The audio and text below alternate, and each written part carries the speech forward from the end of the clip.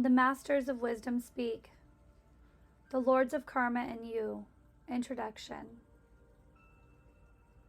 The divine work of administering the will of God for the peoples of earth is under the direction and supervision of 7 great beings called Chohans, or Masters of the 7 rays, and their overlord, the Maha, Great Chohan.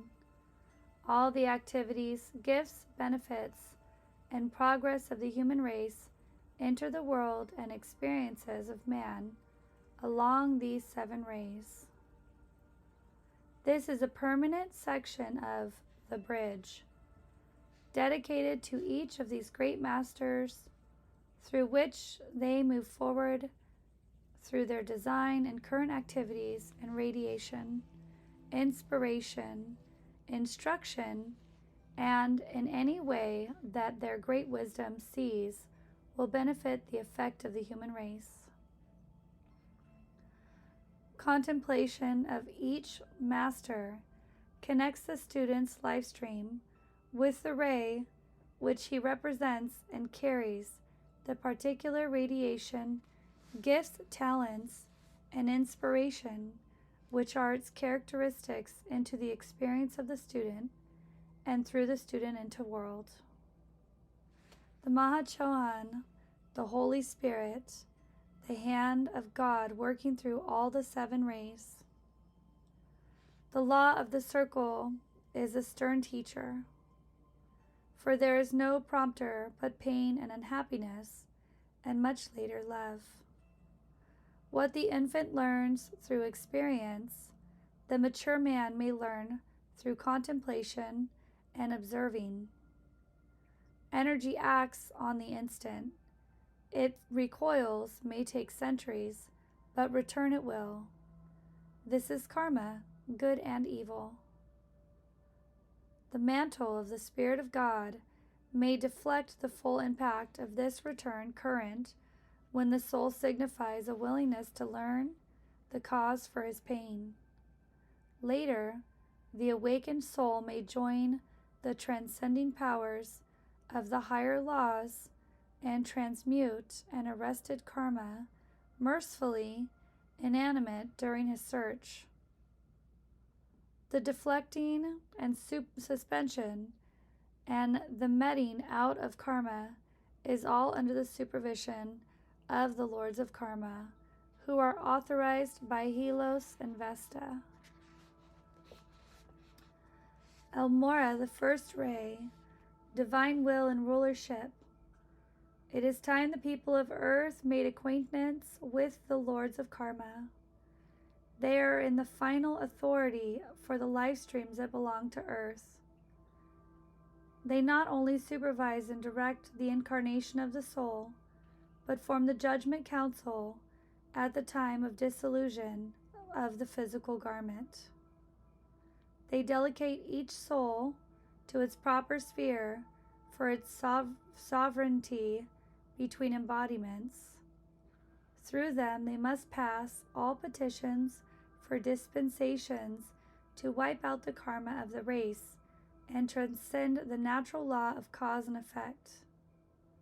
They are the Lords of mercy and love, and are approachable for a petition of worthy merit. Kuthumi, the second ray of wisdom, the guardian of youth, a wise and loving parent, administers collective measures only to educate the child in the principles of right and wrong. When the intelligence of the child assimilates the lesson, the need for the suffering and punishment cease to exist. A magnetic nature would continue unnecessarily through discipline.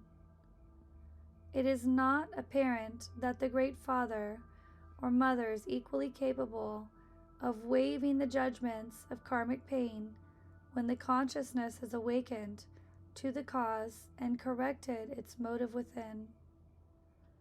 This is the office of the Lords of Karma, which I enjoy most, the wiping away of the tears and sins of the world through mercy. Venetian, the third ray, diplomacy and tact, tolerance, a gentle man. Am I my brother's keeper?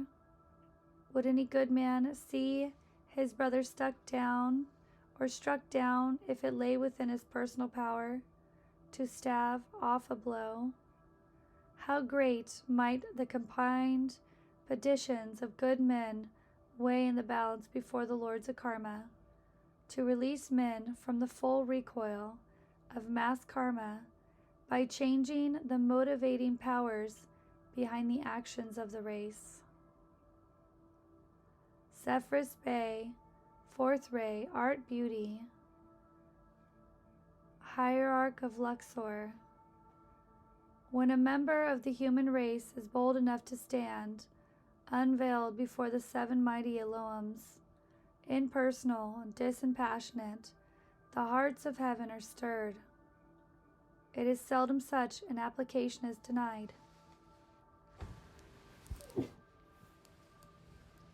It is the one thing for the liberator master to request a dispensation for the people of earth, but quite another for a man to recognize a need and further the possibility of moving a natural law by subconscious initiation and endeavor.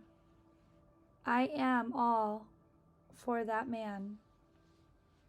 Hilaron, the fifth ray of science and God.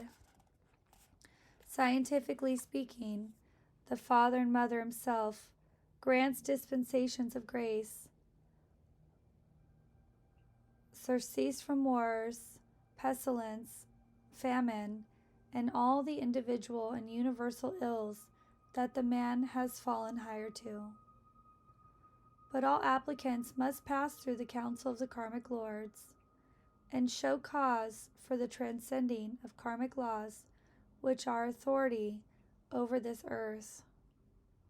If that law is to be transcended, it must be proven beyond a doubt that such mercy will be ultimately a good thing for the race. To mitigate or destroy karmic retribution is possible. Otherwise, there would be no hope or efficiency in prayer. Scientific research and medicine have temporarily elevated pain and suffering, and thus softened the karmic lash. More permanent manifestations of transmuting of evil will be evident in the future. Jesus, the sixth ray, religious worship through devotion and reverent feeling. A dispensation is a grant of mercy upon a worthy request. The law of Moses can be transcended through grace. Seemingly miraculous answers to prayer are positive proof of this fact. Herein lies the hope of man. If he were required by God to love to pay every jolt, every title and chain of evolution would be endless. It is within the right and compass of every man to petition the Father for dispensations of mercy for his fellow man. Man must show just cause for such a grant, offering himself as a sponsor for the people. The upreaching of hearts of men for peace could be gathered together by any man and offered as such with just cause. Saint Germain in the seventh ray, ceremonial worship, cultivating the training and direction of spiritual energies of both angels and men. Karma is merely energy qualified to act by an individual or natural will moving in and outgoing and it-coming circuit. The effect of this karma will be determined by the motive within the qualifying intelligence. When the invisible cause was set up, the natural law is that karma, the law of cause and effect, must spend itself. If, however, the motive that has created evil karma is changed, the motivating intelligence is educated, the natural law can be superseded by mercy and the causes set into motion, wiped from the screen of life, even before they are apparent to aught but the inner eye. This is a promise of tomorrow and the hope of today, the power of dispensations and the mercy of the karmic council. Your cooperation, please. Here are present applications before the karmic council. To within you may add strength of your individual petition if you find it causeworthy. 1. To allow those great souls who have studied in the halls of wisdom and at the feet of the masters to retain a full consciousness, consecutive memory of their divine origin and divine purpose after incarnating in a flesh body. The second, that the karmic restrictions that demands the voluntary loss of inner memory be removed, so those pure life streams who the lords of karma shall choose to be the builders of the new age.